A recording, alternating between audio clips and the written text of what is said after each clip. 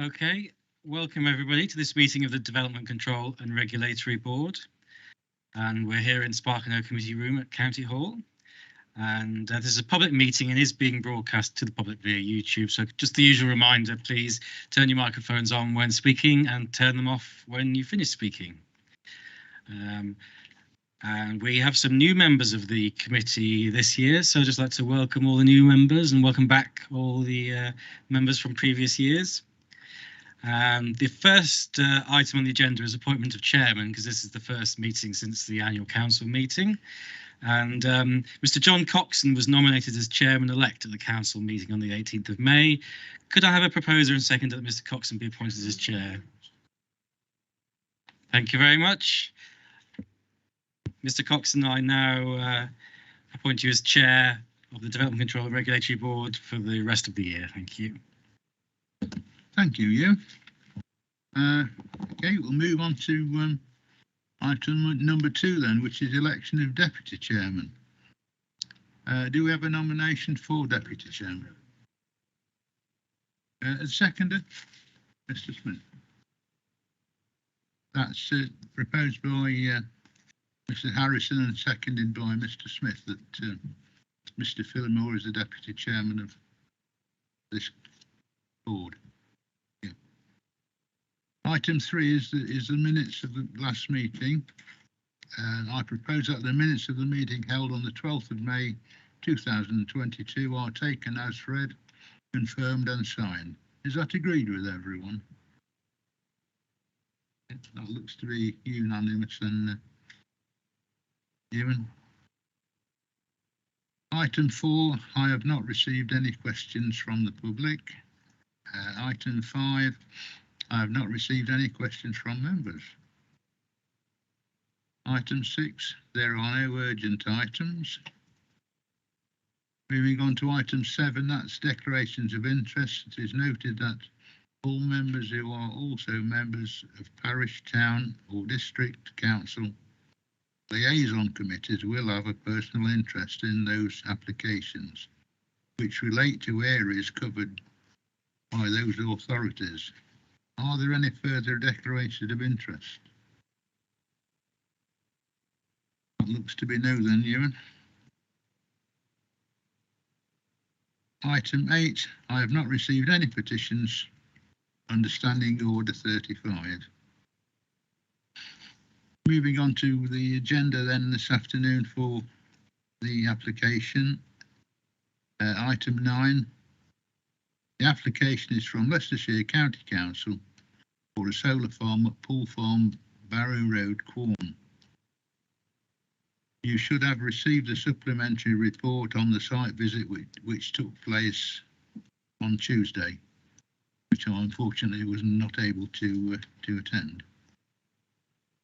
Becky Knighton is going to present the report. I think this is Becky, probably the first one that Becky has done, so we must be gentle with her. So we'll move over to you then, Becky, please, if you'd like to present your report, please. Thank you, Chair. This planning application proposes the development of a solar farm on land at Pool Farm to the north of Quorn, to the west of Barrow upon Soar. The applicant is Leicestershire County Council, and this is what is known as a Regulation 3 application. This means that where land is being developed by an authority, the planning authority is submitted to and determined by that authority. Before I start my presentation, I just want to highlight that I've noticed a typo in the report. Paragraph 34 on the first line, exception text, should be read as exception test. The solar farm is proposed to be located on agricultural lands between the A6 and the River Soar. The village of Quorn is beyond the A6, around 200 metres to the south. The village of Barrow upon Soar is located beyond the River Soar and the railway line, about 500 metres to the west. The land is outside the limits of development, as defined by the Charnwood local plan, and is therefore considered in planning policy terms to be in the countryside. The topography of the area is generally flat. Almost the entire site is within the floodplain for the River Soar, classified as flood zone 3B. The site sits within the Soar Valley landscape character area, in an area where the width of the valley narrows between settlements. The agricultural land in this area is made up of small to medium-sized field parcels, which are mostly bound by well-established hedgerows with some stretches of fencing. The fields are used for grazing. Non-agricultural development, including a marina, a sewage treatment works and an area of allotments, detract from the rural character of the area.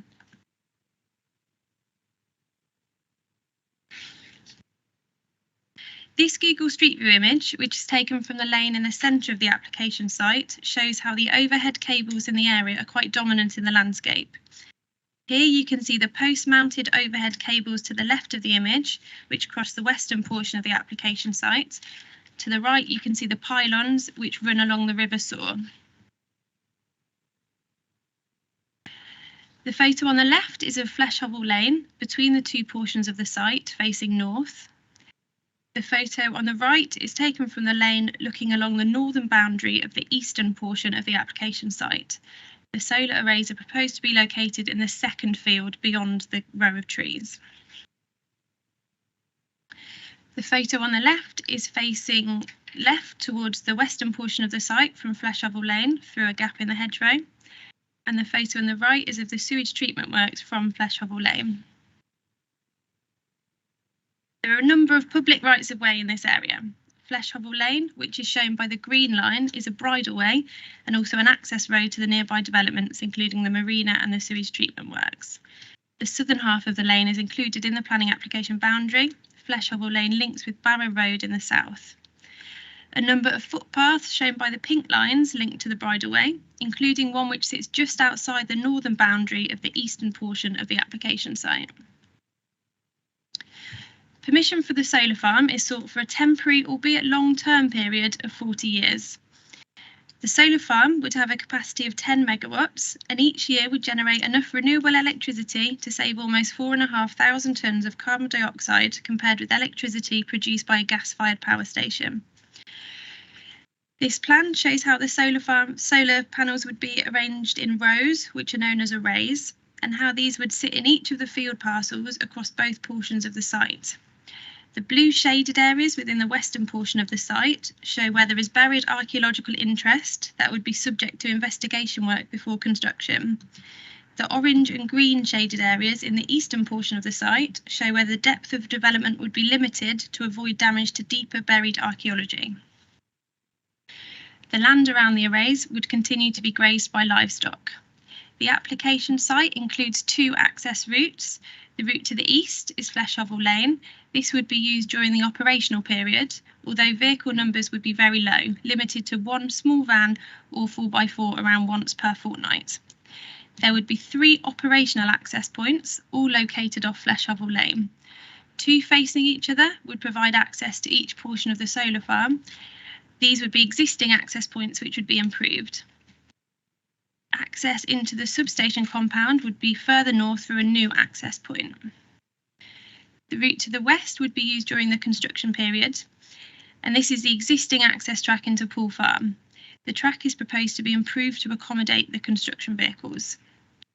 Construction of the solar farm would take between 22 and 26 weeks.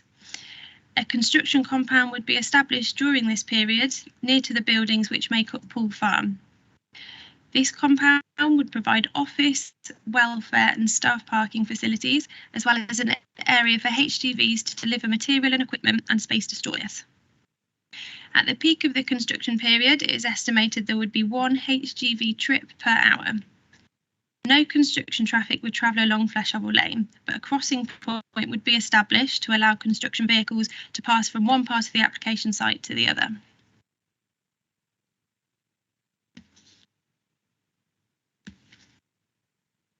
The solar arrays would be mounted on frames oriented east to west and angled to the south in order to maximise their sun exposure. These elevations show what each array would look like from the top, back, front and side. The solar arrays would be treated with an anti-glare coating. The ground level of the arrays would vary across the site to ensure the panels sit above the predicted flood level to remain operational during times of flooding and to limit the effects of the development on the flood storage and flows. A substation compound to facilitate the export of the electricity would be located in the western portion of the site, near its boundary with the sewage treatment works. This slide shows the indicative layout of the compound. The different shades of blue represent flood zones 2 and 3, with the buildings located in flood zone 2. There are also indicative elevations of the main components, although the details would be subject to a condition. This slide shows the landscaping strategy for the development and includes the public rights of way marked by the yellow dash lines. The principles of the proposed landscape strategy are to manage the existing hedgerows which screen the site, to enhance these with additional planting, and to plant new stretches of hedgerow along the field boundaries which are currently defined by fencing. 2 small areas of woodland are proposed to the west of Pool Farm, and the land around the solar arrays would be planted with wildflower grassland meadow. As well as screening and landscape enhancement, the planting would also offer ecological benefits to the site. Other measures are proposed which relate specifically to ecological enhancement, including 2 areas of ponds in the western portion of the site, bird and bat boxes, and measures to protect hedgehogs and badgers. Details about the landscaping scheme and ecological enhancements would be subject to a condition. The proposed solar farm does not fall within any of the development types listed as acceptable in the countryside by Saved Policy CT1 of the Borough of Charnwood Local Plan, and therefore there is some conflict with this policy. This conflict is weighed against the proposal's 10 megawatt contribution to the renewable energy capacity of the borough, which is supported by policy CS16 of the Charnwood Local Plan core strategy and policy ENV9 of the core neighbourhood plan, as well as emerging policy CC3 of the emerging Charnwood Local Plan. These policies have regard to the impacts of renewable energy development, with emerging policy CC3 also introducing consideration of cumulative impacts and a provision for any localised adverse impacts to be outweighed by wider economic, environmental or social benefits. The NPPF directs local planning authorities to approve applications for renewable energy development where their impacts are or can be made acceptable. The landscape and visual impact of the solar farm is the main consideration. The topography of the area and layout of the proposal limits its impacts, and the landscaping strategy takes all opportunities to mitigate impacts through additional planting and the retention of existing planting. Based on the strategy submitted, Leicestershire County Council's landscape architect found that the development would not have a significant adverse impact on the landscape. Whilst the proposal would have an impact on views from public rights of way and some properties, these too would be limited due to the layout of the site and the existing and proposed screening planting, and visual impact would lessen over time. It is also relevant that the proposal is temporary, albeit long-term, and the landscaping scheme will have a legacy of strengthening the landscape structure and enhancing the landscape character after the solar farm is removed. Although there would still be some adverse impact, which in the context of other agricultural development in the surrounding area would have a cumulative adverse impact, this would be localised, and within the provisions of emerging policy CC3 would be outweighed by the scheme's environmental benefits. The 26-week construction period of the solar farm has the potential to have adverse impacts on the local highway network, amenity and the environment. To manage and mitigate these potential impacts, a construction environmental management plan and a construction traffic management plan were submitted, and additional measures recommended by the local highway authority and the Charnwood Borough Council Environmental Protection Team would be secured by planning condition. With the implementation of the updated management plans, the impacts of the construction period could be addressed to an acceptable level. The site's location in flood zones 2 and 3 necessitates the application of the sequential test and the exception test that are set out in the NPPF. The development satisfactorily meets both of these tests, so its location in the floodplain is not a barrier to the development. The development's location in a mineral safeguarding area for sand and gravel is also a consideration. The development meets the tests of the relevant policy M11 of the Leicestershire Minerals and Waste Local Plan due to the overriding need for the renewable energy development, outweighing the potential need for sand and gravel reserves within the site to be extracted during the proposed 40-year permission period. It is considered that the solar farm's operational and construction impacts can be mitigated through the use of conditions to an acceptable level. The proposals conflict with Saved Policy CT1 of the Borough of Charnwood Local Plan, and the adverse localised landscape and visual impacts are outweighed by support for solar development and the NPPF's position that renewable energy development should be approved if their impacts are acceptable. Therefore, the proposed solar farm is recommended for approval subject to conditions. You will also see that this recommendation is subject to no new substantial planning matters being raised by Quorn Parish Council. It came to our attention late in this application process and subsequent to the original consultation that the email address for Quorn Parish Council had changed. We have since consulted the Parish Council and followed this up with a phone call to explain the situation. The Parish Council is a statutory consultee, and therefore we cannot determine this application until they have been given the required 21-day period to consider the application and provide any comments. We have now consulted the Parish Council. The 21-day consultation period will end on the 28th of June, and we have yet to receive any comments.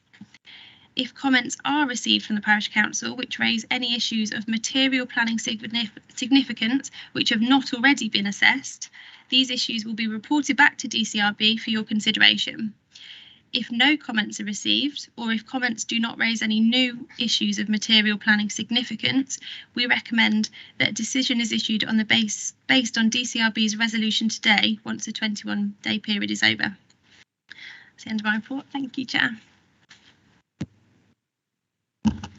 Thank you, Becky. Well done. We'll move it open to members now. Mr. Cross, you wanted to say something first. Yes, thank you, Chair. Good afternoon, members, especially the new members of the committee. I'm Anthony Cross, I'm Head of Law, and together with colleagues, I provide the legal support for this committee. Just want to say that this is a County Council application and you treat it in no different way you would any other application, as we have advised in connection with our planning protocol. Thank you, Chair. Thank you, Mr. Cross.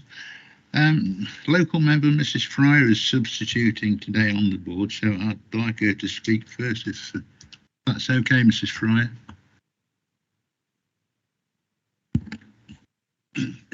Thank you very much, Mr. Chairman. Yes, my division, I should point out, is Quorn and Barrow. So although this application is within the boundaries of Quorn Parish Council, it's actually closer to Barrow upon Soar, but both councils have been consulted, and I take the officer's point that the Quorn had changed their email address and we're still awaiting response from them. No response had been, no adverse response has been received from anyone else. Just as a bit of a background, I have lived and worked within the division for over 30 years now, so I know the area very well. I think this is, no one has approached me and said they're not happy with it, or they are happy with it. As far as I'm aware, I think it's a very good use of county council land. It is not withdrawing any of the access from the public rights of way. It will maintaining and improving some of the areas there. It is of a very good ecological and very interesting flora and fauna, because you're bounded by the canal and the river, and it's in very old woodland and grass area, and those that were on the site visit on Tuesday will have noted that.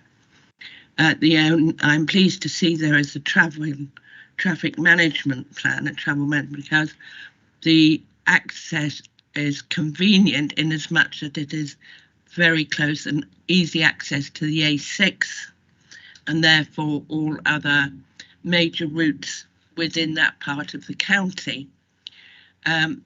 Both Quorn and Barrow are very old villages and do suffer from roads and access not being suitable for heavy goods or a lot of traffic, and both villages can be subject to flooding at times when other roads in the area, for example, Slash Lane is closed through flooding, then all traffic has to access the A6 and the other way, the A46, via the villages. So I'm very pleased to see there is a travel plan. I'm also pleased to see the hours of working and the fact that when it is built and up and operation, the traffic will be absolutely minimal. So thank you very much, and I look forward to hearing from the rest of the committee. Thank you, Mr. Chairman.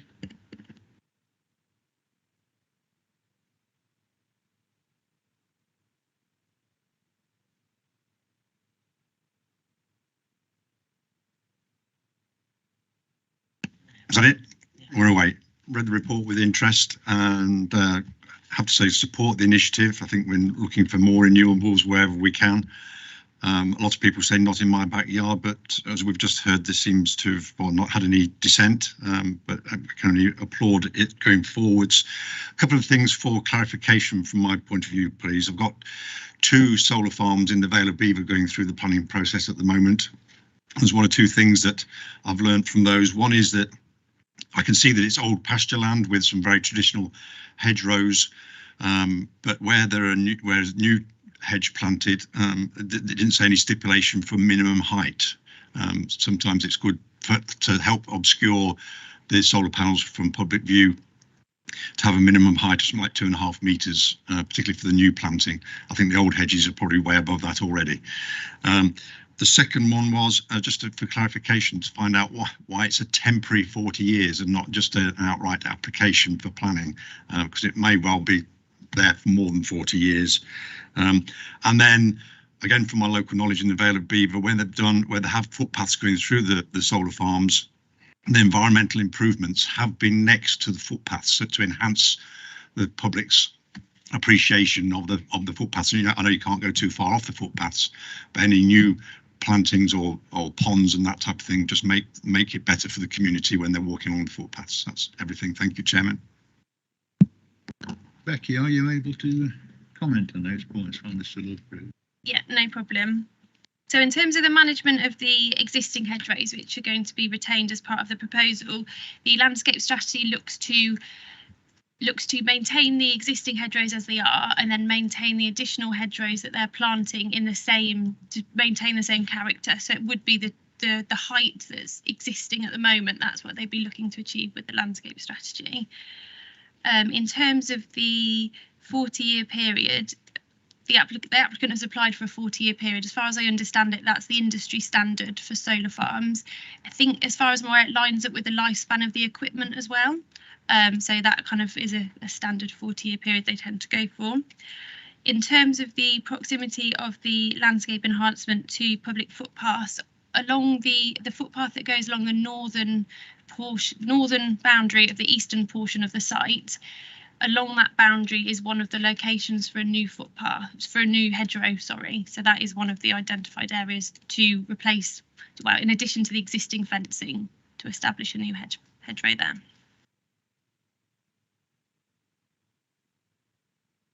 Thank you, Chair. Thank you, Becky. Absolutely support the officer's recommendation. I'm very happy to propose that we do.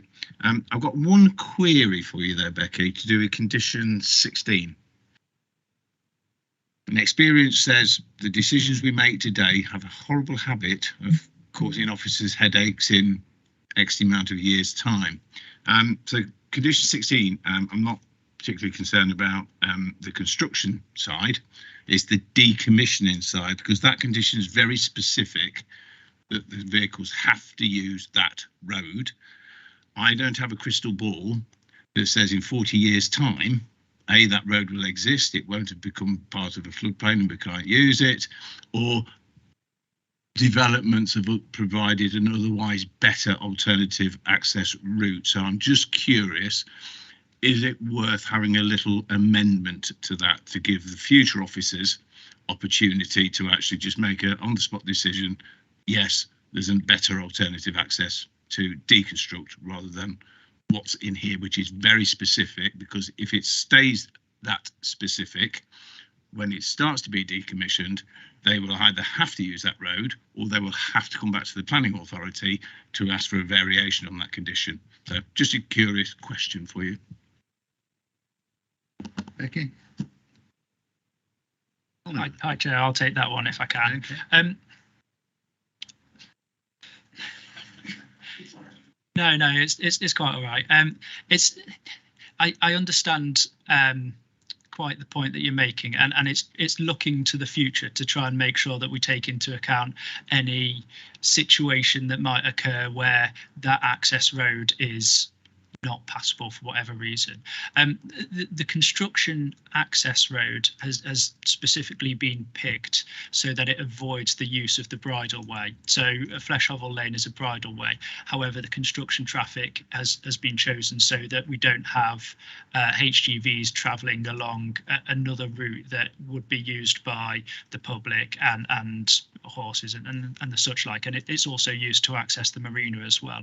It's an established road and route, and I understand that it's also part of the county council's land holding, so it's an area that we're responsible for.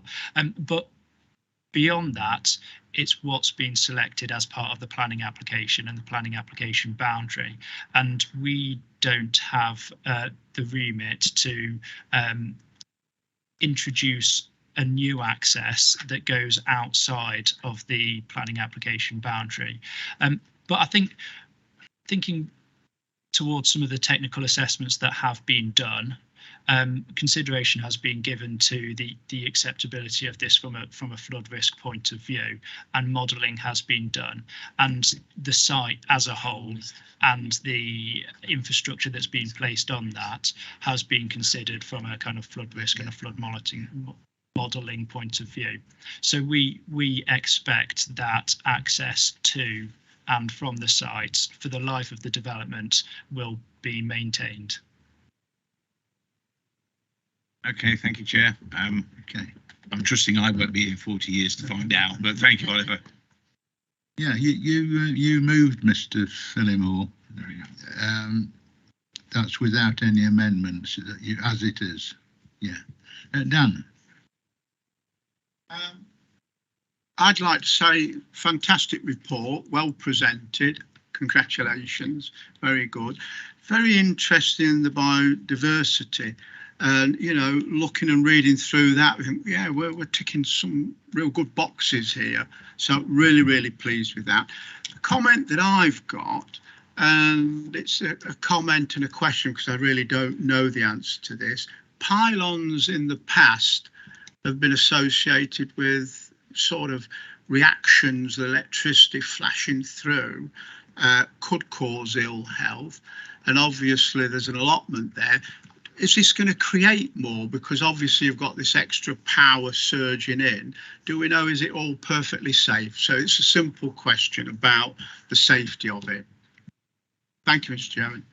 Becky, can you take that? You start. Okay, thank you, Mr. Harrison. I think there's a couple of points that I want to pick up. First of all, is one of the drivers for the solar farm in this location is that there is existing capacity within the network. So the presence of, or the introduction of a solar farm here will not be placing any additional electricity going through those pylons above and beyond what they're capable of accommodating already. And I think that the second point is, and I have in dealing with planning applications in the past, I've dealt with and looked at and had raised with me health concerns associated with electrical matters. And I understand that there is not sufficient evidence to demonstrate that there is actually health impacts associated with pylons and electricity.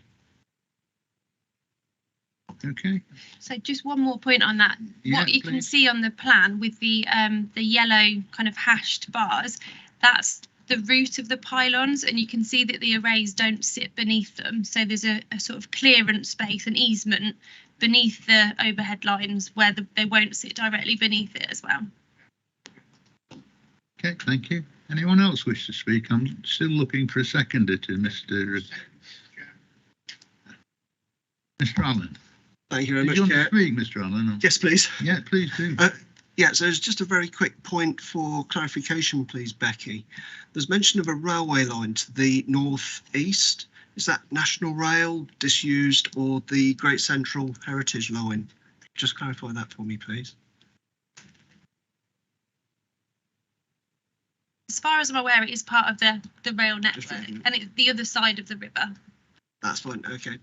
Yep, happy to second. Thank you, Chair. And just for Mr. Harrison, there are concerns about electromagnetic force, which it comes from high voltage alternating current. Solar arrays will be DC, so it wouldn't have any effect, I don't think. Closet physicist, sorry. Thank you. Thank you, Mr. Allen. Anyone else wishing to speak? If not, we'll move to the vote then. It's been moved by Mr. Phillimore and seconded by Dan Harrison that we pass this application this afternoon. All in favour? To be unanimous, Ewan. Thank you. Moving on then, item number 10. As I said, there are no urgent items. Item 11 is Chairman's announcements. The only announcement I have is that the next board meeting is on the 14th of July at 2 o'clock. And thank you all for coming and for your participation. Thank you. And I'll close the meeting.